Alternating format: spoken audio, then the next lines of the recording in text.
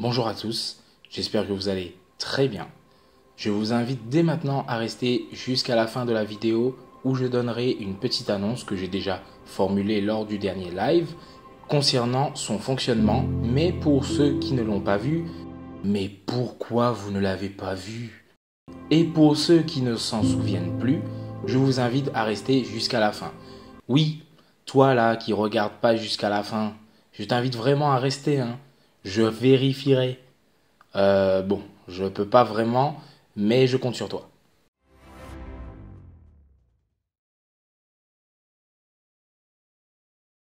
Alors, quand on pense à la notion de pensée unique, on pensera directement à l'actualité. Covid-19, État, vaccin, complotisme. Stop! Moi, ce sujet ne m'intéresse pas, car je pense qu'il n'édifie pas l'Église de Jésus. Cependant, vu que dans l'actualité on parle de pensée unique, de conformisme, j'aimerais en parler dans le cadre de la spiritualité, dans le cadre du christianisme. Il est pertinent, premièrement, de définir ce qu'est la pensée unique. Expression utilisée pour accuser de conformisme les idées considérées comme majoritaires. Le conformisme, ne pas dévier de la norme admise, ne pas prendre une liberté en agissant de façon différente de ce qui est attendu socialement.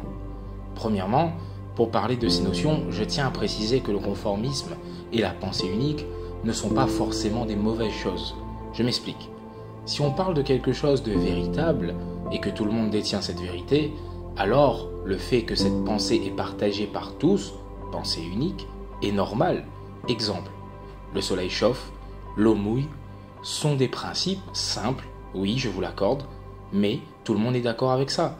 Donc, on a comme un conformisme autour de cela, et bien évidemment, cela ne pose pas de problème.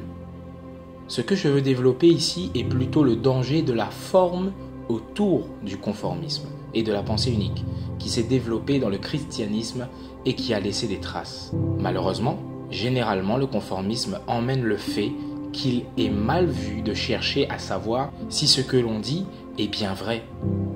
Dans l'histoire de l'Église chrétienne, celle-ci monopolisa le savoir sur la Bible, interdisant aux fidèles d'avoir accès à la parole librement pour l'étudier, laissant alors ce pouvoir aux autorités du temps.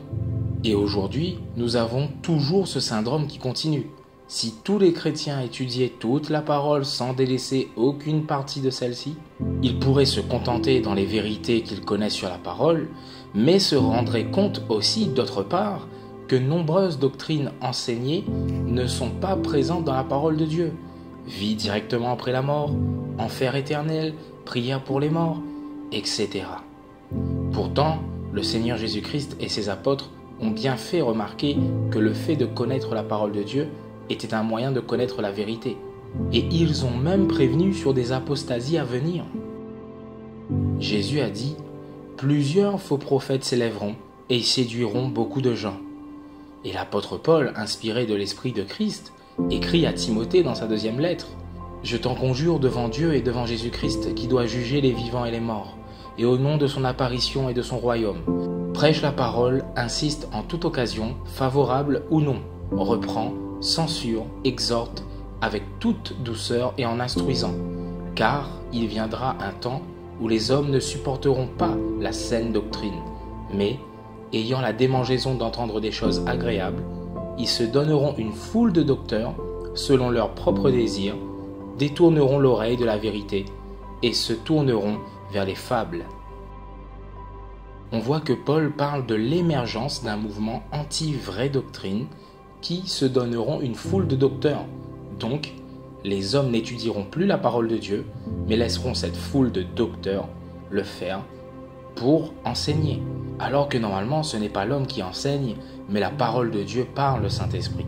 Si on revient quelques versets avant ceux que l'on vient de lire, Paul était déjà sur le même sujet, celui de la doctrine et de la vraie doctrine. Il va dire à Timothée « Or, tous ceux qui veulent vivre pieusement en Jésus-Christ seront persécutés, mais les hommes méchants et imposteurs avanceront toujours plus dans le mal, égarant les autres et égarés eux-mêmes.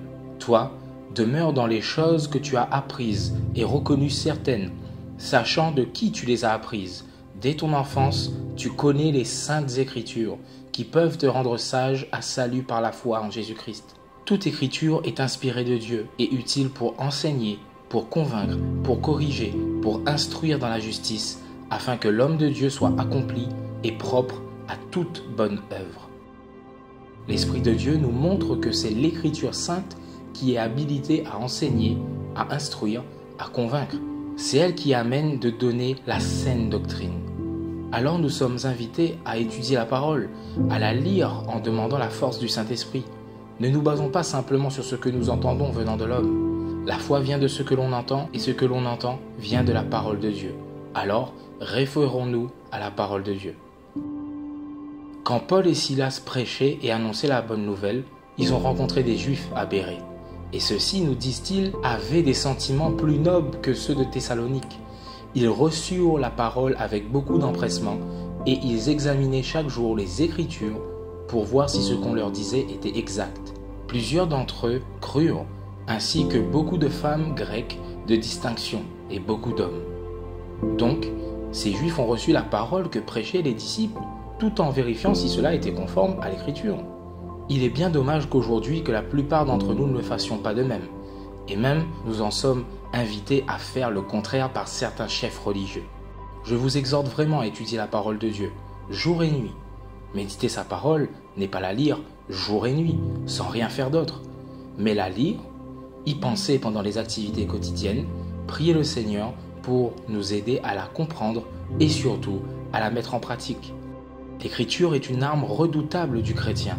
Dans l'armure du chrétien dont parle Paul en Éphésiens 6 au verset 11 à 17, l'épée de l'esprit est la seule arme offensive pour lutter et cette épée est la parole de Dieu. Jésus a terrassé les tentations de Satan par la parole. Il est écrit. Alors, suivons l'exemple de notre Maître en le laissant nous conduire par sa parole. Il viendra des temps difficiles où les fausses doctrines seront prônées au plus haut possible. Devant cela, gardons-nous fermes dans ce que nous avons appris, sachant de qui nous l'avons appris, car nous connaissons les saintes Écritures qui peuvent nous rendre sages pour le salut par la foi en Jésus-Christ.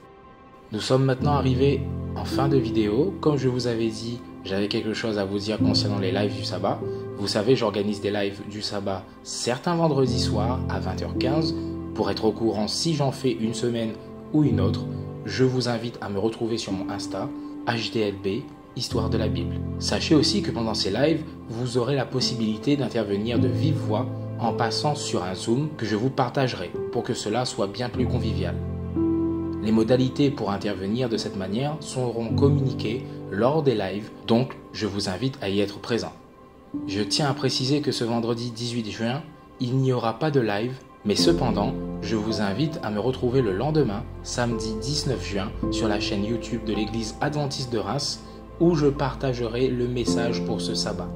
Je vous remercie vraiment d'être de plus en plus à me soutenir, à être abonné à la chaîne. Vraiment, cela fait très plaisir. Alors que je n'ai pas sorti beaucoup de vidéos ces temps-ci, je vous remercie vraiment pour le soutien. Je vous remercie d'être resté jusqu'au bout. N'hésitez pas à mettre les pouces bleus pour me soutenir et à mettre vos commentaires pour partager vos avis et aussi pour m'aider. N'oubliez pas de vous abonner, c'est très important pour ne pas manquer les autres vidéos. Et pour avoir une notification lors de la sortie d'une nouvelle vidéo, cliquez sur la cloche des notifications. Sur ce, soyez bénis, étudiez votre Bible et surtout, faites du bien autour de vous.